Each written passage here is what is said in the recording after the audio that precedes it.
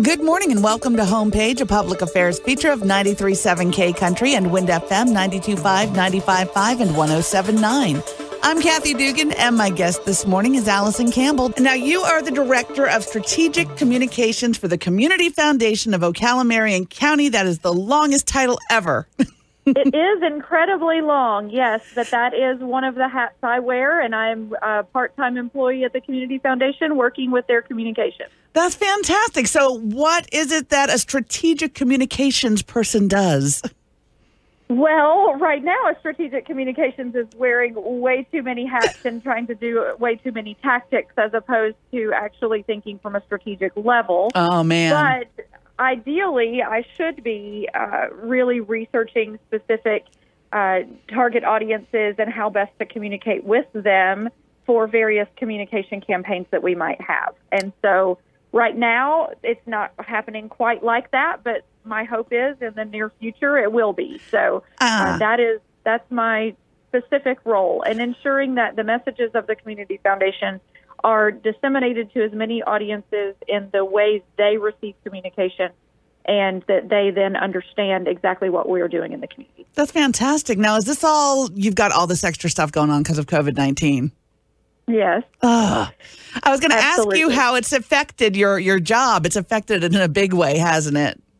So in part, we have been working from home somewhat. I still am, because I am part-time, I'm not always working there in the office, so that certainly is a change. Mm-hmm. A lot of the programming that the Community Foundation and the Nonprofit Resource Center has been offering actually is not being able to be offered face-to-face. So we've gone basically to Zoom exclusively, I would say, at least for the next month or so. And so all of our professional development, all of our meetings with our community at large are happening via Zoom, and so that's obviously new.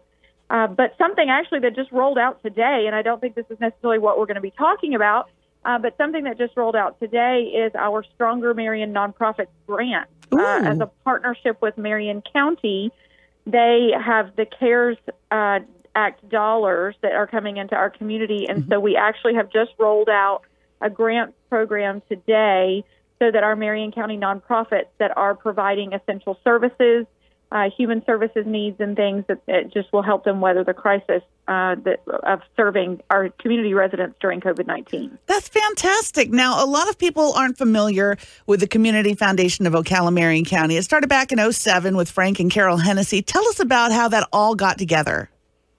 Sure. So back whenever the Community Foundation formed, it was the vision of Mr. Hennessy, as well as another one of our board members who has now gone to a member emeritus status, Bob Riley.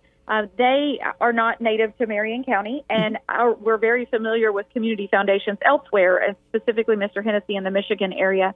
And so they were very familiar with what community foundations do. We kind of have a saying that you've seen one community foundation, you've seen one community foundation. Okay. So while they look very while we carry the name Community Foundation and are a part of a network of foundations actually throughout the state of Florida, the Florida Philanthropic Network, and there are several across the state, we actually operate ours very differently than some of the others. So we just encourage folks to get to know a little bit more about what we're doing. We really operate with three pillars, I guess you could say, where we are really focusing on nonprofits, and we have a nonprofit resource center, but we're also wanting to make sure that we're connecting donors' interests to the needs in our community and using professional advisors, whether it's an estate planning attorney or a financial advisor or a CPA or accountant, something like that, to actually help their clients then connect their passion to the needs in our community. So those are the three audiences, I guess, that we serve.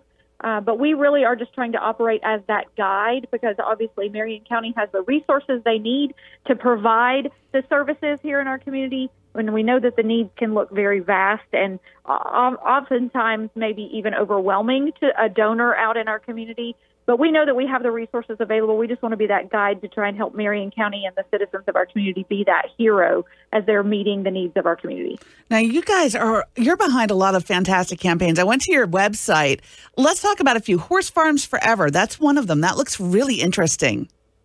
So actually, the way the Community Foundation works is we have different nonprofits that have funds within our foundation. So we don't necessarily elevate one fund over another. Horse Farms Forever does have a fund at the Community Foundation, as does the Early Learning Coalition, the Boys and Girls Club, Guardian Angels Medical Service Dogs, our Net House. So we have lots of different funds at the Community Foundation, and really some of those are capital campaign kind of funds. Some of them, Arabian Horsemen's Distressed Fund, for example. There are just lots of different opportunities that we have different nonprofits in our community that have partnered with us to help kind of pool those dollars. Because obviously, if you're having your own fund that's sitting in your own bank account, then it's drawing whatever the little amount of interest that might be. But whenever you have multiple funds within a community foundation and they're all invested wisely, as all of ours are, then those dollars can continue to grow. And so that's really the advantage for nonprofits to open a fund at the Community Foundation. That's awesome. And your foundation's also been a big part of making the Ocala Skate Park a reality. I know the kids are loving that right now. Yes, that actually was a fund that was established at the foundation and actually has been very successful in ensuring that skate park did open on time. That's fantastic. Where do you guys get your funding? So the majority of the funding comes from, specifically for the Nonprofit Resource Center, the majority of the funding comes from 4 partners that we have that helped us start that. And that's the City of Ocala, Marion County Government, we have the Marion County Hospital District, and then Advent Health obviously helps us as well, because the location where we are is an Advent Health building. It was originally it was originally a sheriff's substation, but now, most recently, it has been Monroe pre-admit testing, and that had been the most recent occupant in the building where we are now on Southeast 24th Street. But when Advent Health took that over, obviously that just became one of the things that they contributed to the community, and by giving that to the Community Foundation, and now we're able to operate the Nonprofit Resource Center out of that location. Oh, that's fantastic. I love it. You guys also do stuff with the kids in the community, the Youth Philanthropy in Action program. What is that? Absolutely. So Youth Philanthropy is a passion project of mine. And it's interesting that you're talking to me, even though that I'm now an employee of the Community Foundation. It wasn't that case when Youth Philanthropy started. So back when I was actually serving as the executive director of a nonprofit, my nonprofit board in our strategic planning sessions said, we think we need to raise the givers of tomorrow, and we need to train them up today. So we actually took this idea of a philanthropy education program to the Nonprofit Business Council committee, the steering committee, and through that council, we were able to create this Youth Philanthropy in Action curriculum. At the time, the council had started under the chamber, the Ocala Marion County Chamber of Commerce, back when that was an entity. And 10 years ago, that was how the Nonprofit Business Council got started. So then, 7 years ago is when we started Youth Philanthropy in Action. So now those programs are actually a part of the Community Foundation, and we're able to continue with Youth Philanthropy. And how that works is we actually take a curriculum 1 day a week for 6 weeks into middle schools, where we volunteer teach in middle school classrooms. And we're teaching students everything from the history of philanthropy to the differences in nonprofit and for-profit and government, and actually have them do kind of a budget of what that would look like if they were a for-profit business versus a nonprofit business, where those dollars go, the profits, and so forth. Then we have them introduced to a local philanthropist who comes and shares with them, and they can interview him or her. Then we also have the students actually write their own personal mission statement, what they care about, what they believe in, and then what they're going to do about that. And then from that point, we group those students, and they actually create a case for support for an imaginary $500. Say, my nonprofit needs to get this money because of XYZ, and they create a group project, group presentation, and then by secret ballot, students vote on who made the strongest case. So it really is a fascinating process of how students really learn more about our community, learn more about the needs in our community, and learn more about how they can impact it no matter the age they are. I think that's fantastic. I wish we had that when I was in school, because that would be so interesting to learn about. What a great program. Absolutely. Wow. Now, you guys have a lot of different events that are coming up in the next few months, like the Brown Bag Basics you've got coming up. Are you doing these all virtually now, your meetings and your events? So right now, yes, all of our events are virtual. We did have a meeting actually yesterday of the Nonprofit Business Council. That happened we meet monthly with the Nonprofit Business Council, but then we also have the Brown Bag Basics. We do have one coming up next week. And everyone that we have scheduled right now is happening virtually. We're doing those on Zoom. We also have an academic partnership with Rollins College and the Edith Bush Leadership Institute for Philanthropy, and their long titled at the Crummer Graduate School of Business at Rollins College. So oh my goodness! If you're in the nonprofit world, you understand the role that Rollins College provides in their educational training. Mm-hmm. So we do have that nonprofit academic series with them as well. And so some of those classes that we've been able to offer that are actually 2-day sessions that are an hour and a half each, and those are much more intensive, yet much more on an academic level, and so that actually is also happening on Zoom now. So everything has gone virtual, at least for a little while. We can't wait till we can get back in person. Right? Everybody's having to pivot anymore because it comes up and it's like, okay, what do we, I mean, we do that here at our radio stations as well. How are we going to change how we do this event and still get it out there? So it's amazing how creative everybody has had to become and how technologically savvy they've had to become as well. Absolutely. Now, you have got a huge event coming up on October 20th. It's your very first Give4Marion. Tell us about that event. So Give4Marion, if anyone listening has seen giving days around the country, we know that there is a nationwide giving day on Giving Tuesday in November, and that's a terrific time where people can give back to their communities following Black Friday and Small Business Saturday and keep going. Cyber Monday. Mm-hmm. However, giving days around, especially in the state of Florida, are not always just happening on that day. And we wanted to set aside a community-wide day of giving. We've set it for October 20, 2020. So 10-20-20. Love 10, 20-20, 20-20-20. And it starts at 10 a.m. So mm-hmm. that's, 10 a.m. on 10-20-20. So October 20, yes, I know it's going to get complicated, But we do have, I'll just say, if someone has seen the one in Gainesville, they call theirs the Amazing Give, or there's one in Sarasota called the Giving Challenge. Mm-hmm. And so we're going to bring that to Marion County, and we wanted to make it very specific to Marion and give it a very specific name. And if you check out our website, Give4Marion.org, and that's give the number 4, Marion.org, you can see our logo also is very purposeful because we have seen, and we all operate in Marion County, really in quadrants. And we think of ourselves, oh, do you live in the Northeast, or oh, do you live in the Southwest? And what that means as people in Marion County understand that and where those locations are.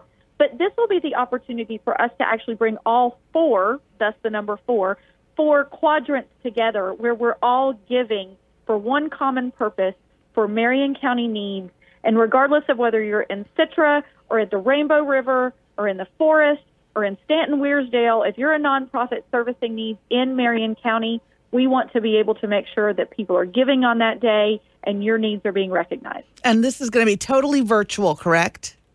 Well, partly. The majority of it will be virtual, absolutely. The majority will be virtual. However, we do understand we will have some patrons in our community that don't necessarily want to contribute with a credit card, and they really are focused on making sure they're giving cash or check. Mm-hmm. So we will have that opportunity available as well during business hours on that October 20th Tuesday, where they can drop a check off at the Community Foundation for a specific nonprofit of their choice. Oh, that's fantastic. The majority, I would say 95%, is going to be online, but we do want to make that opportunity available for those who don't want to contribute with a credit card. Don't blame me at all. Some people just would rather do this in person and know that the money's going where it needs to go, which is not to say it's not online. It absolutely is. Some people just feel better doing it that way. Sure. It's more for them. We want to make sure everyone feels comfortable with it. Absolutely. Now, how many nonprofits do you expect to participate? So as of right now, I can give you kind of an estimate. We have already received about 30 or so that are approved right now, ready to go. And if you go to our website, you can see them. I have another several that are in the process of applying. And then, our hope is we have at least 50 nonprofits, but there may be upwards of 100 whenever we get down to it. And they'll be able to, when donors go to that site and after the approval process occurs and after we're accepting nonprofits now all the way up until October 1st. Mm-hmm. And so if there is a nonprofit out there listening that wants to go register, go right now, give the number 4Marion.org and get your nonprofit registered. But when donors go, they'll be able to search up by cause, say they're very interested in animal causes, or they're very interested in education or the arts or something like that. And donors will have the opportunity to search organizations based on those categories. And then they'll even have the opportunity that they could create like a shopping cart of giving, per se. So say you are very passionate about the arts, but you're also passionate about education. So I'll go and choose one organization or two or three out of the arts, and then I'll go and choose one or two or three organizations out of education, and then I do it all in one transaction that I've contributed to all of these different organizations all at one time. Oh, you make it so easy. We're trying. I love that. Now, what makes an organization eligible to participate? Certainly. So if they go to Give4Marion, it gives them a little bit of information there. But we really are making sure that those nonprofits are servicing the needs of Marion County. So we have had some outside of our community that have tried to apply. And while I appreciate that and I appreciate what they're doing, as long as they are and can say that they have a significant service area in Marion County, then they could qualify.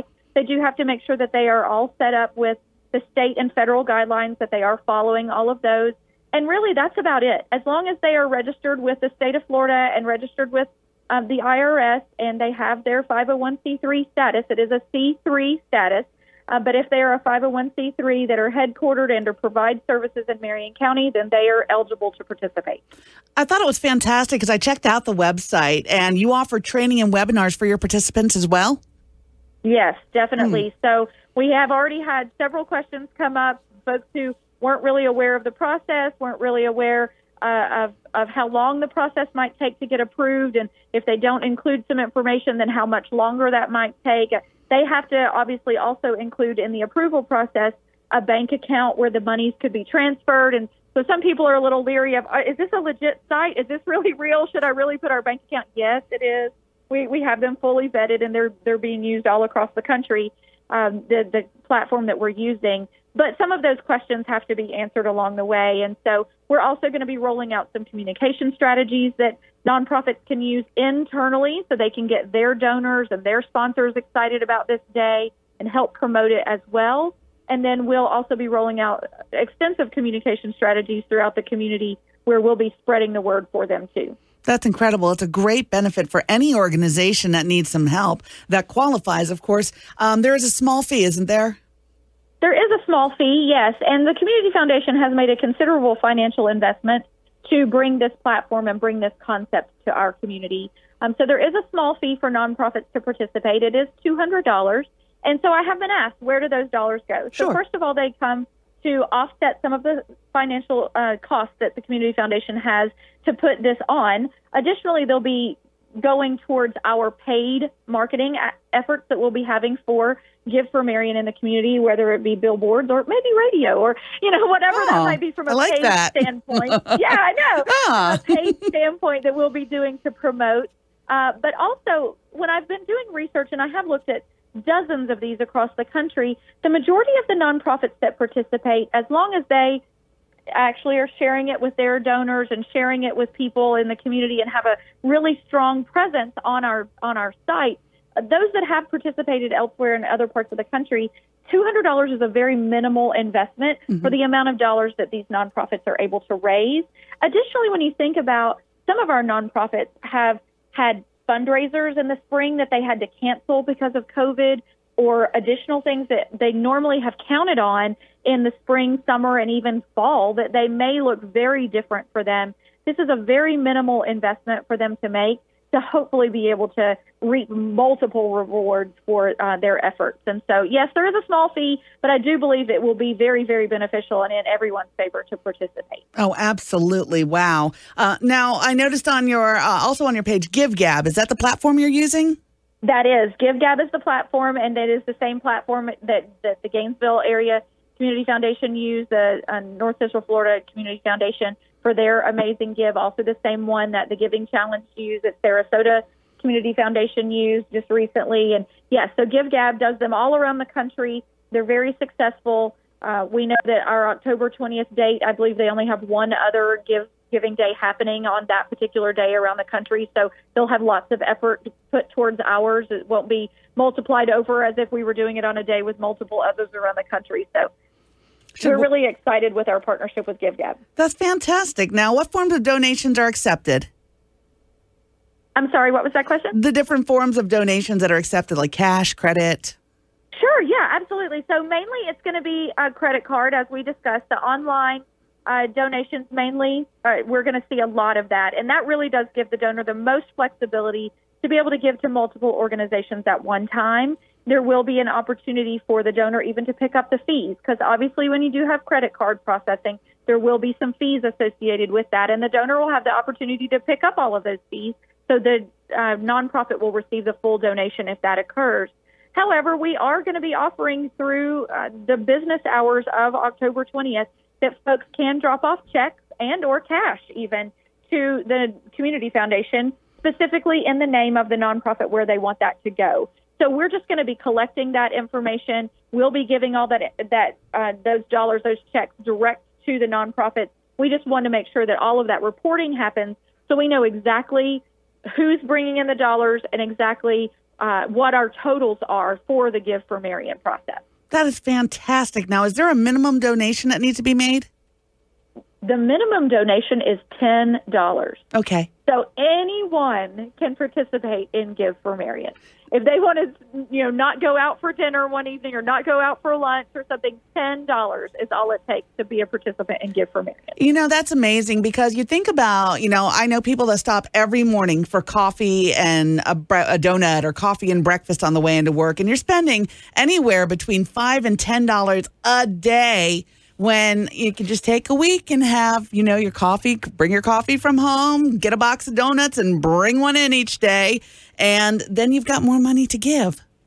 Absolutely. Absolutely. So again, we wanted to make this accessible to anyone at any giving level. Certainly we'll accept the large gifts as well and be happy to have those. Mm-hmm. But yes, $10 is the minimum contribution. And all of that donation goes to the nonprofit. Absolutely. As long as, so I do want to stress, if that $10 does come in with online, there will be processing fees, and the donor will be able to see that. Okay. And they will have the ability to pick up that processing fee if they would like for the entire $10 to go to the nonprofit. Okay, and it's also tax deductible. Oh, absolutely. We're going to make sure every gift is substantiated, and GiveGab actually helps us with that. That's part of the process. So because all of our nonprofits in their approval process have to put in their tax ID number, then GiveGab is able to actually send that information as a substantiation of the gift direct to the donor immediately following. Mm-hmm. But then they'll also receive a thank you letter and possibly additional substantiation from the nonprofit. That's fantastic. I mean, this is so beneficial for a nonprofit to be part of, because you're reaching a different audience than you reach on your own. I mean, that's what you are there for. Yes, and our goal is that perhaps you do have a passion. I keep using the arts, but let's just use that one again as an example. Perhaps you do have a passion for the arts, and the larger nonprofits that everyone in the community knows about, but perhaps you don't know about a smaller one that is like, oh, wait a minute, they're doing exactly what I want, or wow, that really is a passion that I have. I didn't know that someone was fulfilling that need in our community. And so our hope is that people will go to Give4Marion on October 20th, and even a little bit before, whenever the platform is really up and running and we have lots of nonprofits that they can search, that they'll be able to go in advance and say, wow, these are nonprofits I didn't even know about. Now I know more about them, and I want to learn more about them. That's really part of this process as well. That is absolutely incredible. So let's give them the bare bones again so that they know exactly where and when it is. It's going to be in October, correct? It is October 20th, 2020. So it's 10/20/2020, and it starts at 10 a.m. on 10/20/2020. I love it. I know. So we wanted to make it easy for people to remember. So, yes, it's going to start on that Tuesday at 10 a.m., and we're going to go for 24 straight hours all the way till 9:59 on the next day on the 21st. So we will be doing that 24 hours of giving, and you can go to Give4Marion, that's give4Marion.org, to learn all kinds of information. There is a FAQ and FAQ page there that gives lots of answers to lots of questions. We have trainings for our nonprofits. We're going to even have opportunities that we can have sponsors included. Perhaps they want to sponsor a $500 gift to the nonprofit that brings the most dollars in at midnight or something like that. So we're going to have lots of fun things throughout. We're working on those things right now, but we'll have some contests and some prizes. It's just really going to be a great day for Marion County for us to just really focus on everything our nonprofits do for our community and really focus on the donors in our community being the heroes, and we are just being the guide to get them there. I love that. I love how you work, how you do that. It's wonderful. And if they want to donate in person, give them that address. Sure. It's 324 Southeast 24th Street in Ocala. And so that's just off of Pine, just kind of behind where the old Pizza Hut used to be. Up on the hill. Yeah, up on the hill, behind where Fiore's is now. So it used to be Monroe Pre-Admit Testing, and if you've been in Ocala for a really long time, it used to be a sheriff's substation. It was. But yes, so that location, the brick building up on the hill is where we are. And yes, cash gifts and check gifts can be given in the name of the nonprofit on that day between 10 and 5. And can they also mail it in if they wanted to mail a check in? So that's an interesting question we haven't really addressed. It's possible, but we want to make sure that those dollars are coming in between October 20th and 21st. So Absolutely. If they mail it in advance and we get it during that time frame, yes, it will definitely count towards our totals. But we're really trying to focus on that 24-hour period so we can ensure that our totals are accurate during that time frame. And I'm sure people are going to be so ready to get out of the house and just take a little ride up the hill and come by. They're like, let's get out of the house for a change. Yes, we welcome that. We welcome that opportunity for folks to get out. And we're just excited to bring Give4Marion to Marion County, bring all 4 quadrants of Marion County nonprofits together, bring all 4 quadrants of Marion County givers together where we can focus on one day, one Marion, Give4Marion. I love it. Allison Campbell, Director of Strategic Communications for the Community Foundation of Ocala, Marion County. The longest title ever. I love it. I love the work you do, and you sound like you really love the work you do as well. I absolutely do. It is one of those passion projects to be a part of. I'm glad that even things I started long before they were a part of the Community Foundation are now programs of the Community Foundation, and this is just another one of those passion projects bringing Give4Marion to Marion County. We're very excited about it. Thanks so much, Allison. I really appreciate you talking with me today. Yes, thank you so much. We appreciate the opportunity, and I'm sure we'll be working together more on Give4Marion. Homepage is presented as a public affairs feature of 93.7 K Country and Wind FM 92.5, 95.5, and 107.9. Your comments are always welcome, and you can email me at homepage@ncfmgroup.com. You can also listen to Homepage by going to our websites at 937kcountry.com and windfm.com. I'm Kathy Dugan. Please join us again next Sunday for Homepage.